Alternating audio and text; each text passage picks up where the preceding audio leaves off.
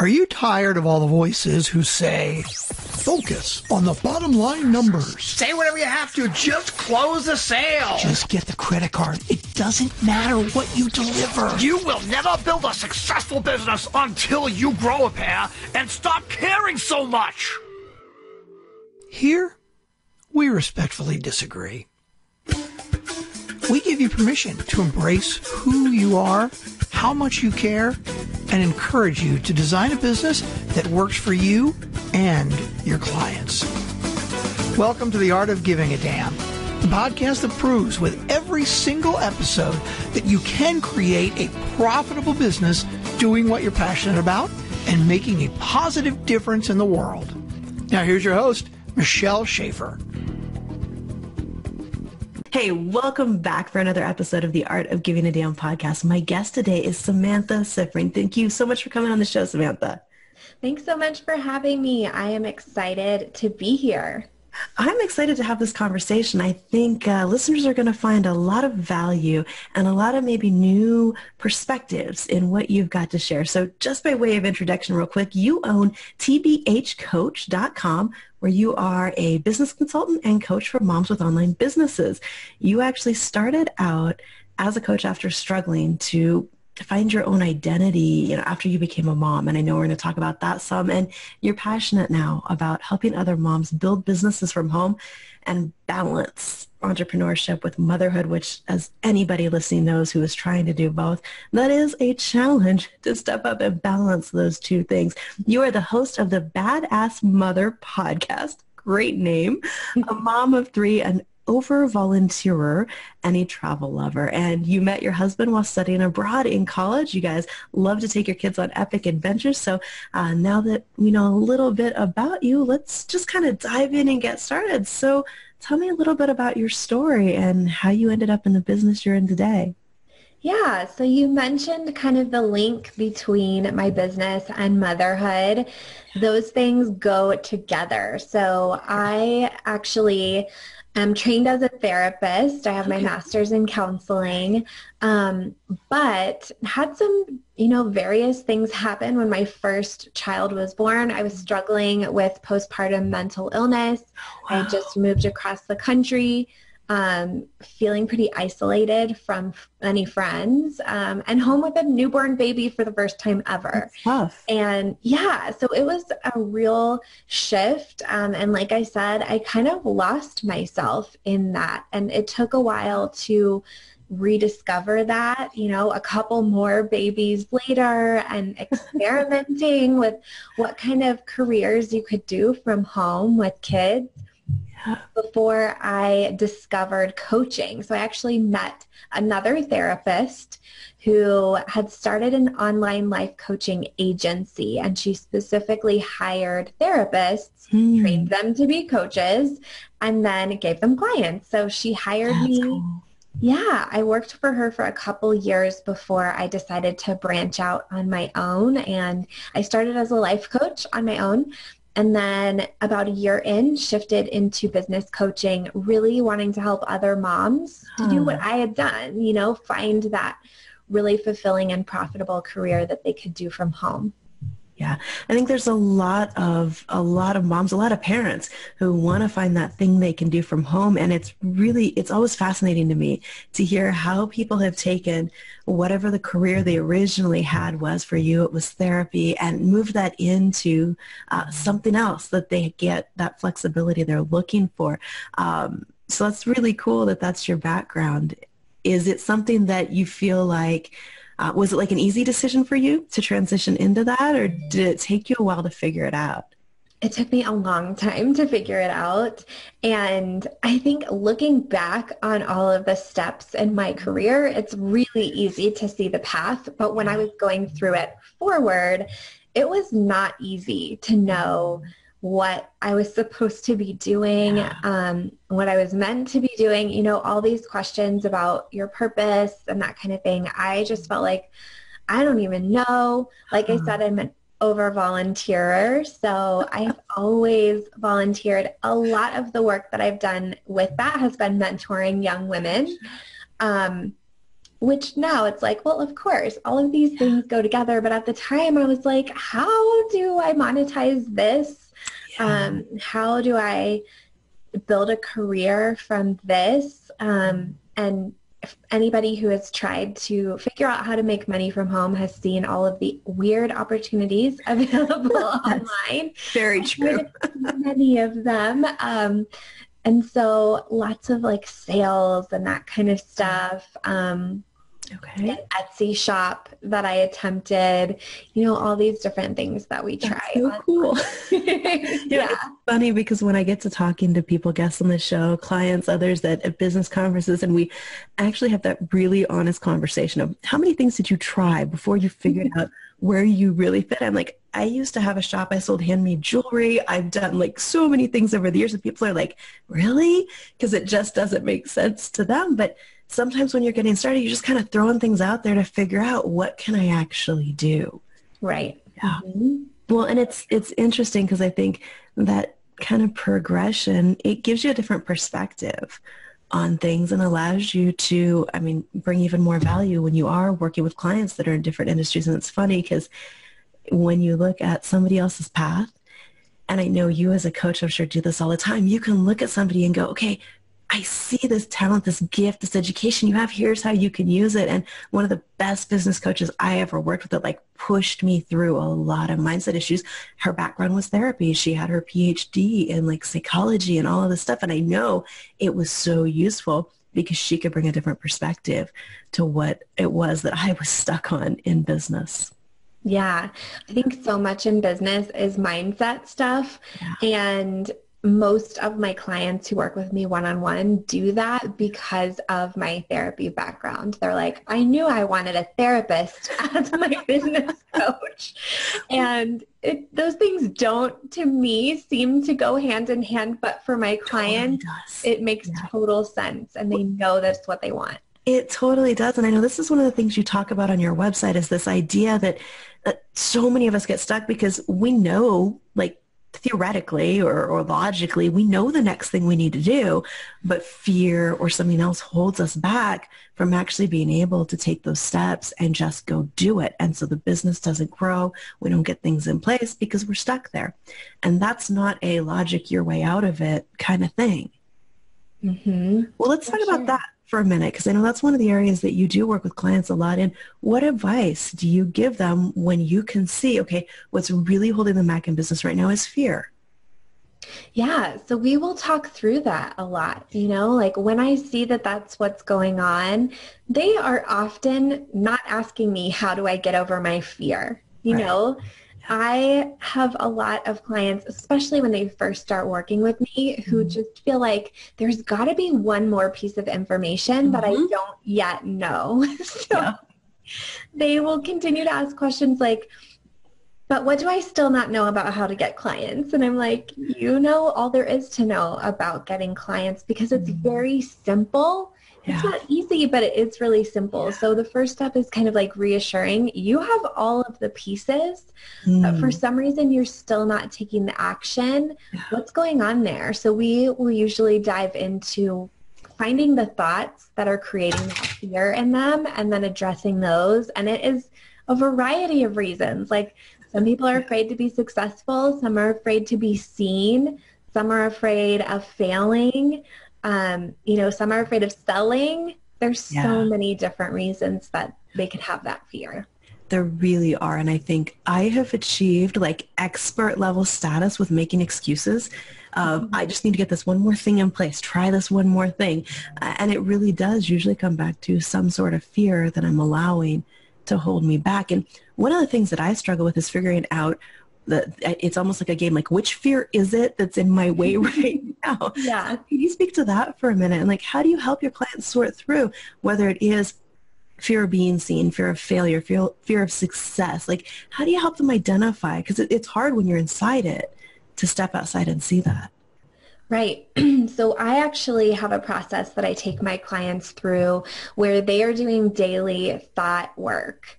So they are just making a note of what they're thinking each day, just sit down for like 5 minutes. It does not have to be some elaborate, lengthy thing. I know we're all short on time and nobody wants to sit down and journal for multiple hours. Or if they are that person, they don't need to be told to journal.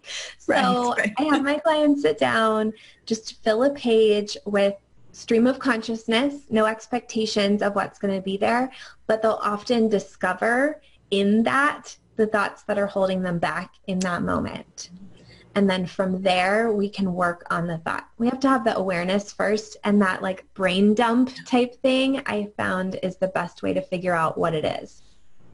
That makes a lot of sense. You know, one of the things I appreciate about your approach as I kind of looked through your website and listened to a few episodes of your podcast was you don't sugarcoat things. Like you've got right on there, life as an entrepreneur is hard.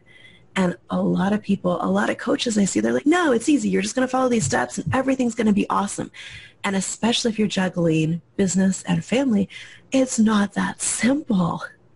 Yeah. You know, something that I have really started to think about lately as I look at the online entrepreneur space and the voices that I am exposed to in that space, a lot of female coaches.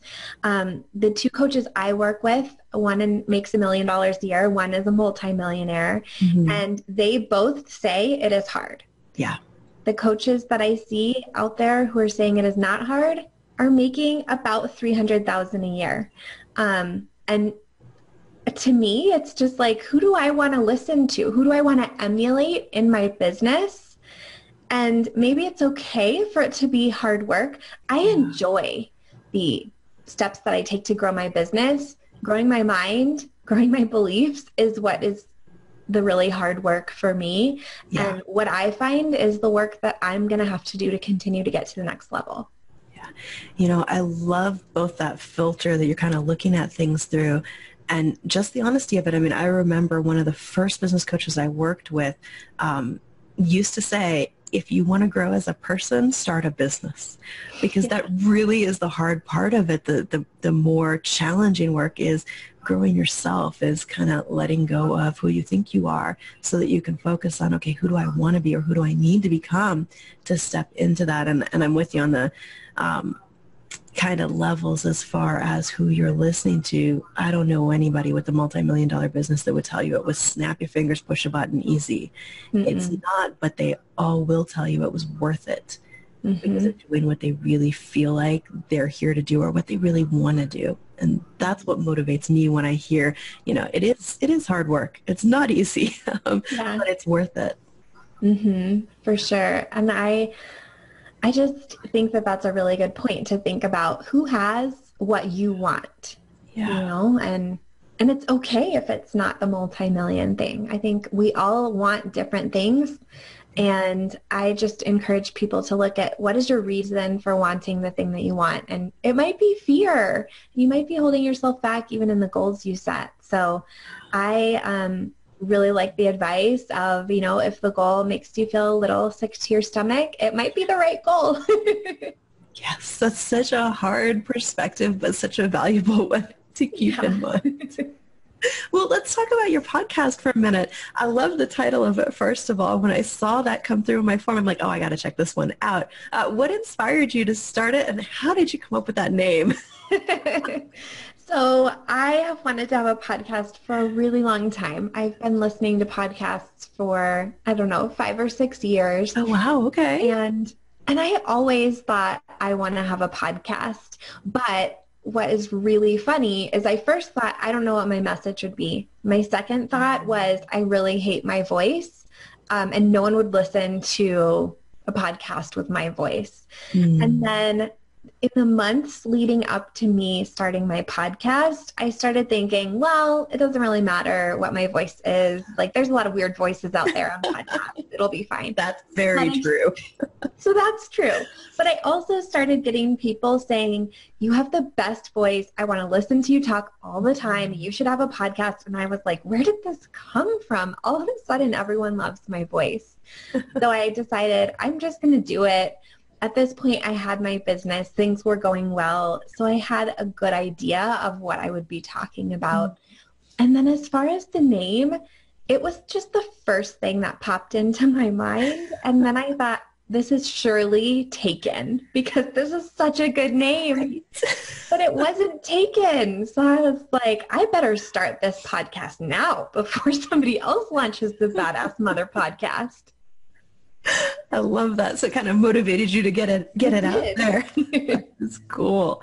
So let's talk about it for a minute. And for those who are listening on iTunes or on your phone, you can find it if you just search the Badass Mother podcast. If you're watching this on video or on the website, you'll find a link below the video or in the show notes where you can check it out.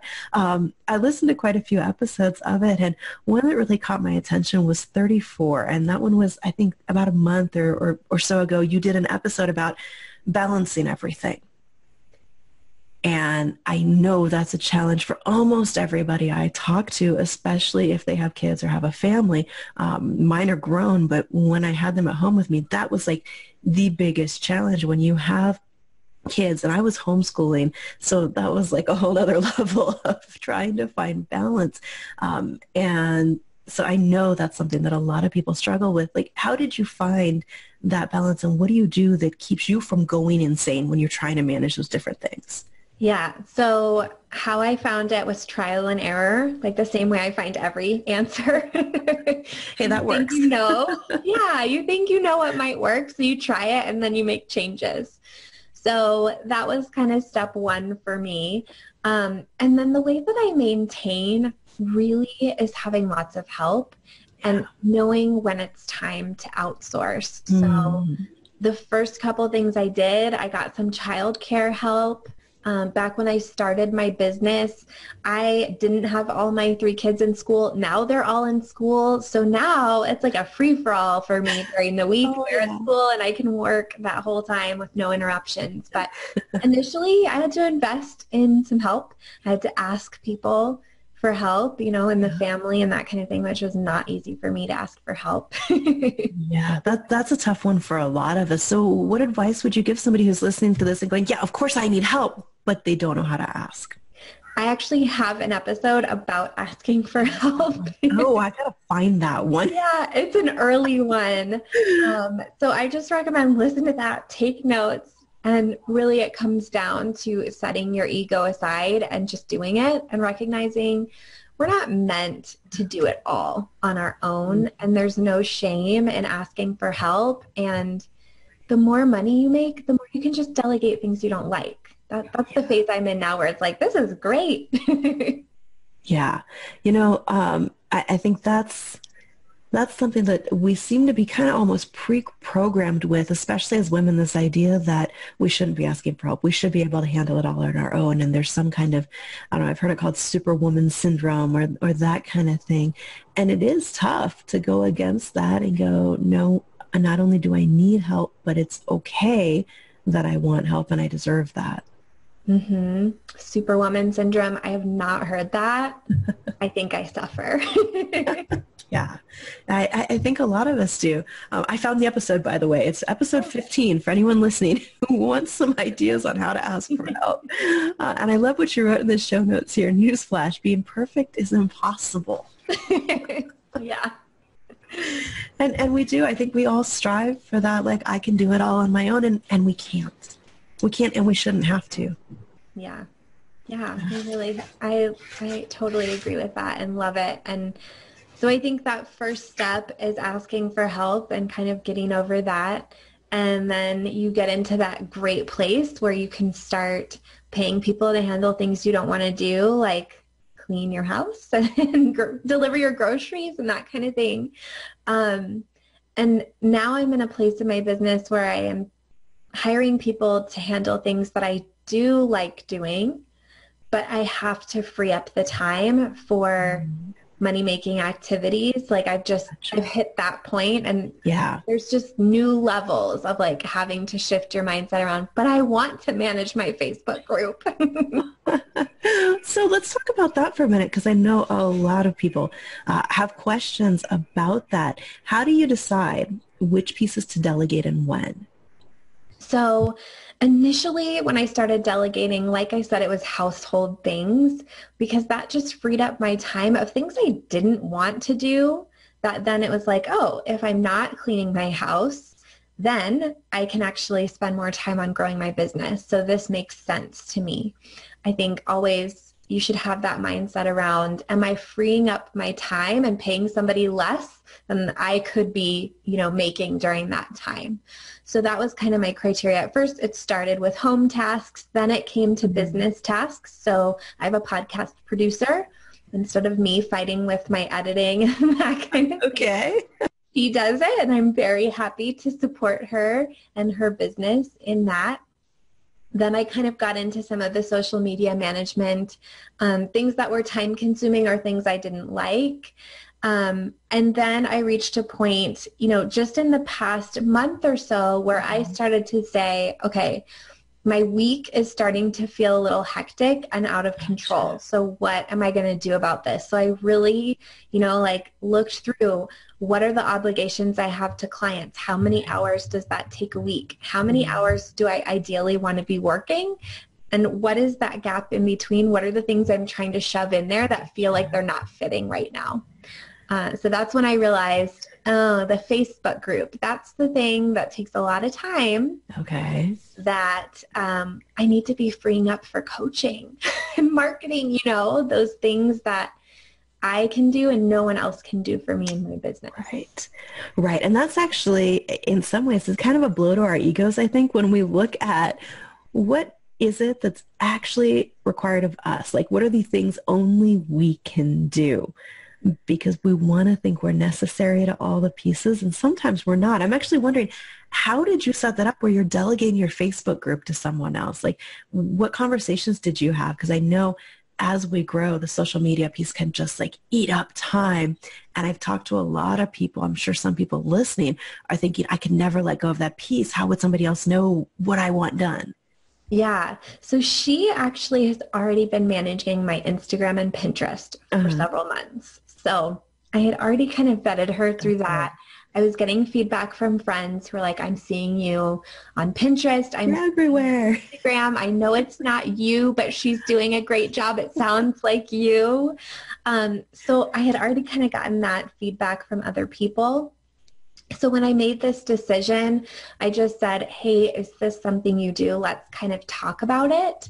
Yeah. And I decided to delegate to her, again, the things that I don't have to be doing. So there's things that I have to do in my Facebook group because it is a place that most of my clients come from at this point. So Facebook Lives, I'm not going to be delegating. I'm obviously going to be doing those. I don't know. They're getting pretty good with CGI these days, but I don't know how that would work for. Yeah, I'm not quite there yet. And then I do posts. I'll write an inspirational post. I just have these bolts of inspiration, so then I'll write a post. And I do a couple of those a day, and a lot of times I just have a burst of ideas, so I'll be able to schedule out several days at a time, that kind of thing, of those inspiration type posts or sales type posts. But in that group, there's some other things like daily prompts that are the same every day, welcome messages, vetting new members, deleting spam when people join and then are actually a spammer. That's something somebody else could handle. Exactly. So those are the things that she is going to be handling for me. And I know, for the daily prompts, she knows my voice now. She's been writing in my voice for several months. So I know that she can do a good job with those. The welcome message, copy and paste, and so it was just getting to be a large volume of requests every day and that kind of thing, that those things were taking time that now is off my plate again. Right. So you can focus on the client stuff, which that only you can do. Yes. Yeah. Gotcha. Very cool. So you mentioned, and I know people are wondering this, you mentioned a lot of your clients come from your Facebook group. So walk us through that process. And if your Facebook group is open, I would love to know how we can find it. Yeah, so it's called Online Business Building Mamas. Okay. All women are welcome to join, if they're okay. Cool. Being in a group called Mamas, I say in the description, cat mom, dog mom, plant mom, whatever you are, you're welcome here. So nice. It's a loose definition. So inside that group, like I said, there's daily prompts. I encourage a lot of networking and relationship building among people in the group. And then I also just show up in there daily and provide a lot of value. So I'll do free trainings, I'll do Q&As, I'll bring in guest experts and write inspirational posts. And really, my philosophy is to give all my best stuff for free. So that's where that happens. I love that, because I think a lot of times when the social media thing isn't working for people, it's because they're not really putting value out there. They're afraid to share, like you said, some of the best stuff you've got. And I laugh when I see like coaching questionnaires and things before you get on the phone with somebody like, are you ready to invest X number of dollars? Well, no, I don't know you yet.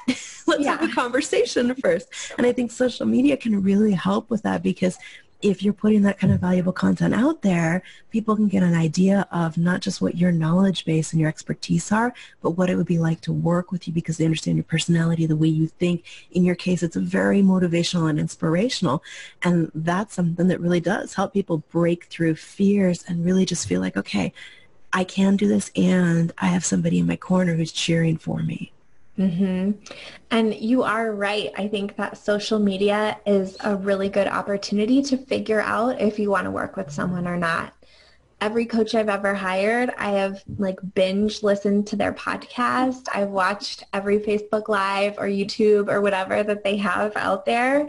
And I know if I want to work with them or not. Like, I'm not just like hopping on a consult with a stranger as the potential client. And I can see it in the questionnaires that I get when people want to work with me.